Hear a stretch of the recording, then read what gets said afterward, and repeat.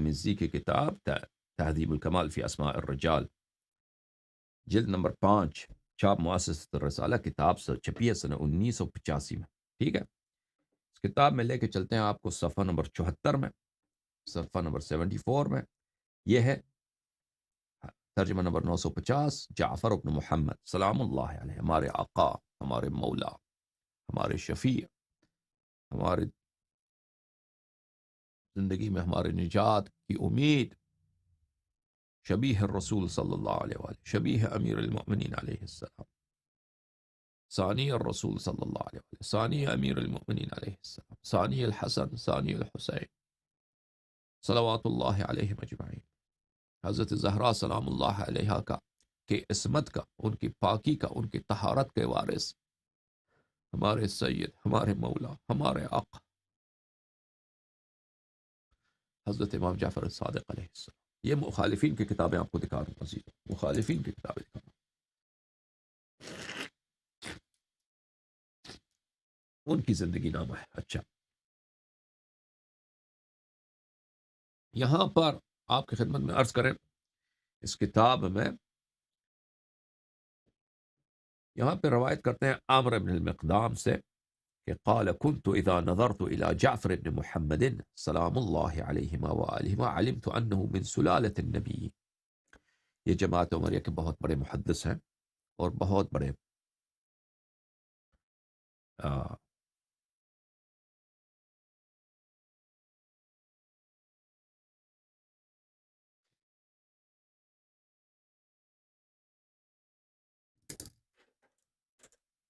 مکئی نہیں، مکئی تو مجھ سے غلطی ہوگا، میں نے مکی بولا، مکی تو اس کو بولتے ہیں، مکئی تو بی کو بولتے ہیں نا، جو انگلش میں بی بولتے ہیں. بہرحال انسیکٹ ہوتا ہے، وہ کاٹتا ہے اور ہوا میں اڑتا ہے. مچھر بولتے ہیں اردو میں، مچھر تو مچھر اور ہوتا ہے نا اردو میں، پتہ نہیں کیا ہوتا ہے اس کو، میں بھول گیا. اچھا، عامر بن مقدام نے کہا کہ میں جب بھی حضرت امام جعفر صادق علیہ السلام کی طرف دیکھتا تو مجھے فوراً پتہ چل جاتا، یقین ہو جاتا کہ ان کے شکل و شمائل سے، ان کے نورانی چہرے سے، ان کے گفتار سے، ان کے اسلوب بیان سے، ان کی نگاہ سے پتہ چل جاتا کہ یہ رسول پاک صلی اللہ علیہ وسلم کے اولاد ہیں، یہ انبیاء علیہ السلام کے وارث ہیں.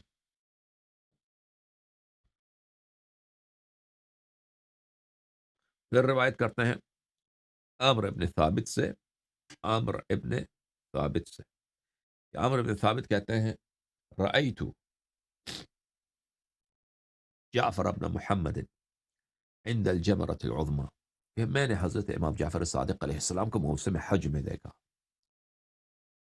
موسم حج ہے، وہاں پہ بہت رش ہے، لوگوں کا ازدحام ہے، اور وہ کہتے تھے یقول سلونی سلونی، مجھ سے جو سوال کرنا ہے کر لو، جو مجھ سے پوچھنا ہے، جس طرح کا علم لینا ہے مجھ سے لے لو. اچھا، عن صالح بن ابي الاسود سمعت جعفر بن محمد عليه السلام يقول سلوني قبل ان تفقدوني فانه لا يحدثكم احد بمثل حديثي.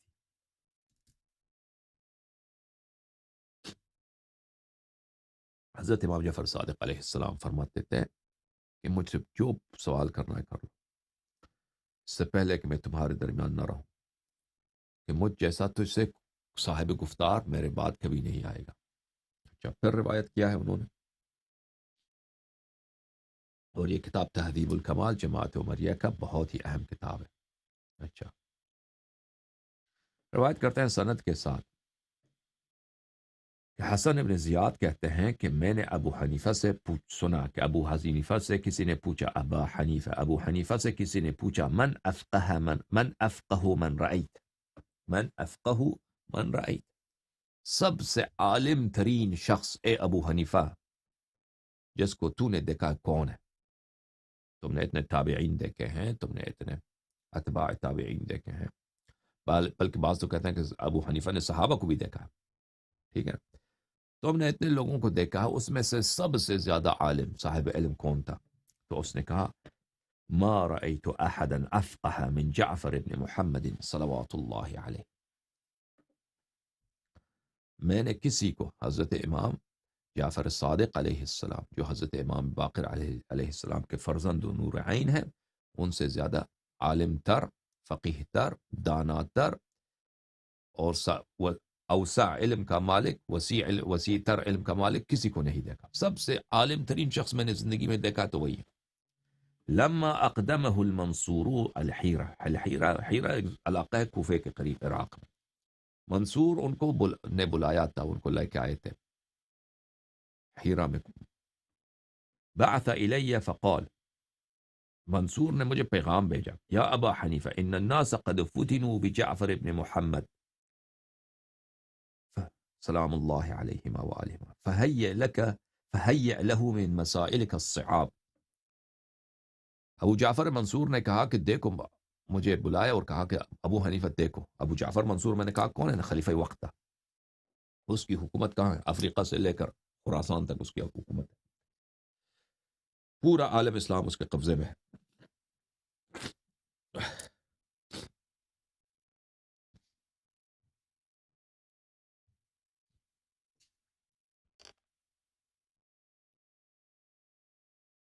اس نے کہا کہ دیکھو، حضرت امام جعفر صادق علیہ السلام کا علم اتنا زیادہ ہے کہ لوگ اس کے گرویدہ ہو رہے ہیں، لوگ بہت اس کو چاہ رہے ہیں. ان کی پاپولیرٹی، ان کی محبوبیت لوگوں میں بہت بڑھ رہا ہے.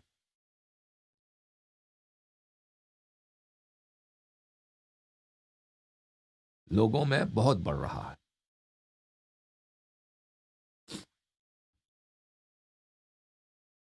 تو تم کیا کرنا؟ فہیئ لہ من مسائلک الصعاب، تم ایسا کام کرو، ان کو شرمندہ کرتے ہیں.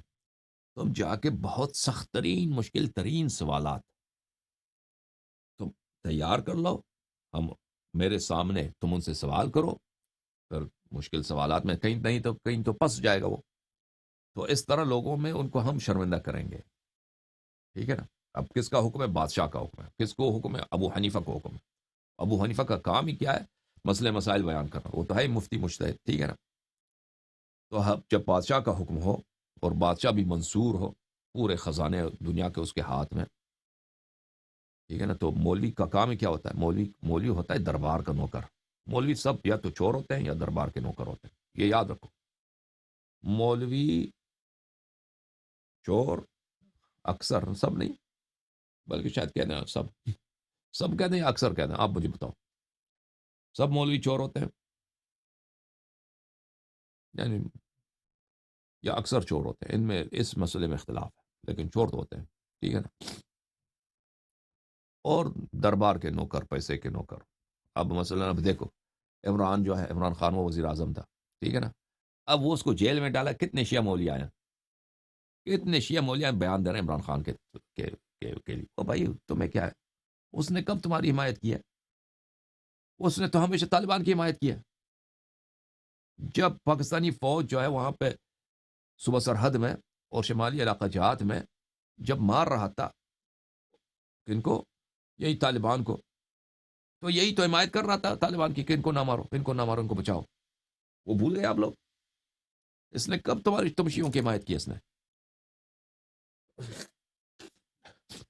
یہ جب بھی آتا ہے کہتا ہے میں مدینہ کا اسٹیٹ میں احیا کروں. مدینہ کا اسٹیٹ سے کیا مراد ہے؟ وہ ابو بکر عمر کی حکومت کو اس کا ماڈل ہے اس کے پاس. دیکھو عمری سیاستدان جتنے مذہبی ہوں گے اتنا ہی تمہارے لیے وہ مصیبت ہوں گے. جتنا وہ دین کا نام لیں گے نا اتنا ہی وہ احمق، بیوقوف، ظالم ہوں گے. اور جتنا سیکولر ہوں گے آپ کے لیے اتنا ہی بہتر ہوگا. یاد رکھو، جتنا ہی سیکولر سیاستدان ہوگا، جتنا بے نماز ہوگا، جتنا شرابی ہوگا، سمجھ میں آئی نا بات آپ کو؟ میں آپ کو فارمولا بتاتا ہوں. ہاں، یہ زمانہ ایسا ہے. جتنا وہ مذہبی ہوگا اتنا ہی وہ دین آپ کو ڈچکا لگائے گا.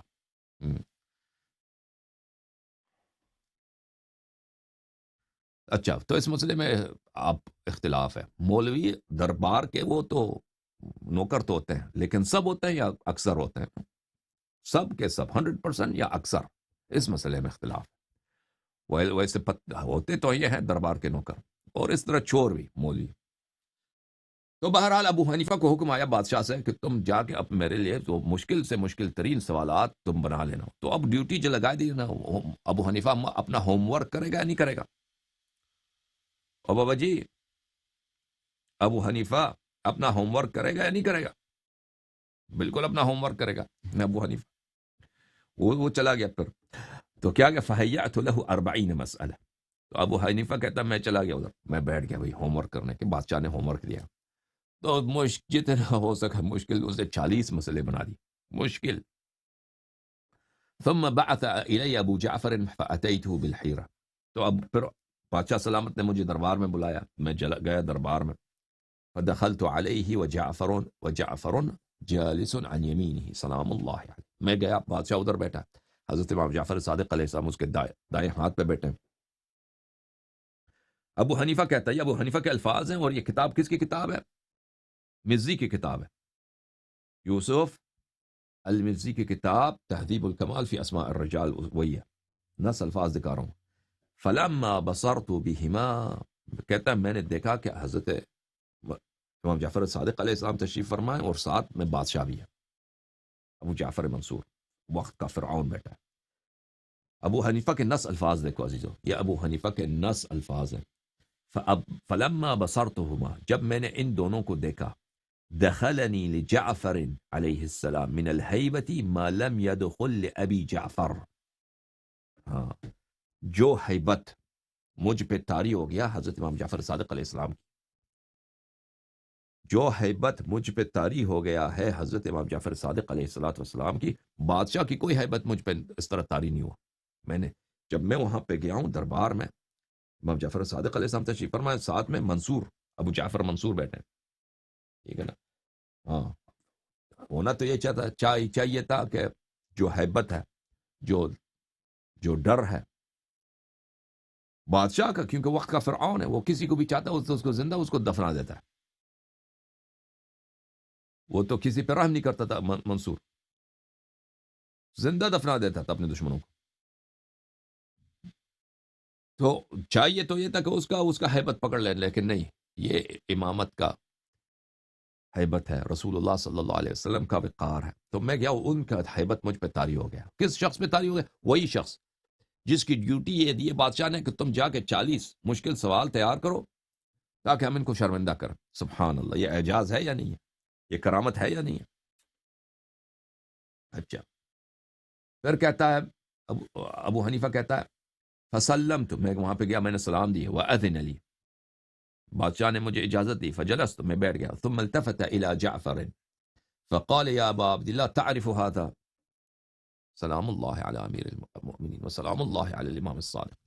بادشاہ جو ہے مجھے کہا کہ بیٹھو، میں بیٹھ گیا بادشاہ کی اجازت سے. بادشاہ نے رخ کیا حضرت امام جعفر صادق علیہ السلام کی طرف، پوچھا یا ابا عبداللہ، آپ ان کو جانتے ہیں؟ قال نعم هذا ابو حنیفہ، انہوں نے فرمایا جی میں جانتا ہوں، یہ ابو حنیفہ ہی تو ہے. ثم اتبعها قد اتانا، پھر اس نے فرمایا کہ جی میں ان کو جانتا ہوں، پھر کہا کہ جی ہاں ابھی آ گئے ہیں، آئے ہیں ابو حنیفہ ادھر آیا. ثم قال یا ابا حنیفہ هات من مسائلك نسأل ابا عبداللہ علیہ السلام. تو پھر بادشاہ نے کہا کہ ابو حنیفہ یا اللہ بسم اللہ کر، تیرے سوالات ہیں ابو عبداللہ علیہ السلام سے پوچھ لے، ٹھیک ہے نا، پوچھ لے.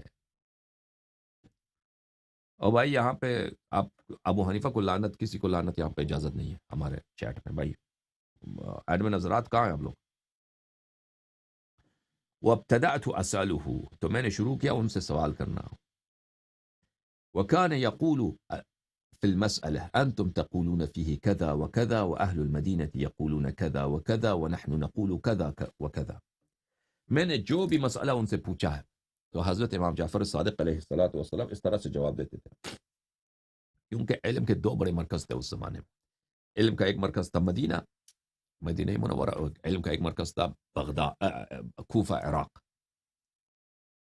تو جو بھی مسئلہ، مشکل ترین مسئلہ میں نے ان سے پوچھا ہے، تو ہر مسئلے کا وہی جواب یہ دیتے تھے کہ تم اہل کوفہ اس مسئلے میں یہ کہتے ہو، اہل مدینہ والے یہ کہتے ہیں، ہم اس مسئلے میں یہ کہتے ہیں. تو نہ صرف اس میں اپنا حق بات بھی بتاتا تھا، دوسروں کے آراء کا بھی بتا دیتے. کہ اس مسئلے میں اہل عراق کا اس مسئلے میں یہ جواب ہے، اہل مدینہ کا موقف یہ ہے، لیکن حق بات اس مسئلے میں یہ ہے، ٹھیک ہے نا؟ فربما تابعنا وربما تابع اہل المدینہ وربما خالفنا جميعا.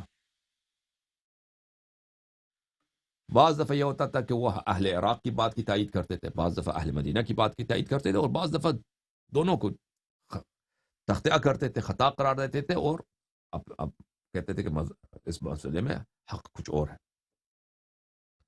حتی اتیت علی 40 مسئلہ ما اخرم منها مسئلہ. تو اسی طرح میرے ہر ایک سوال کا مشکل سے مشکل ترین سوال کا میں نے جواب دیا تھا، جو بادشاہ نے مجھے ڈیوٹی دی تھی کہ میں ان کو شرمندہ کریں، لیکن میں فیل ہو گیا. ہر سوال کا انہوں نے اس طرح بہترین جواب دیا.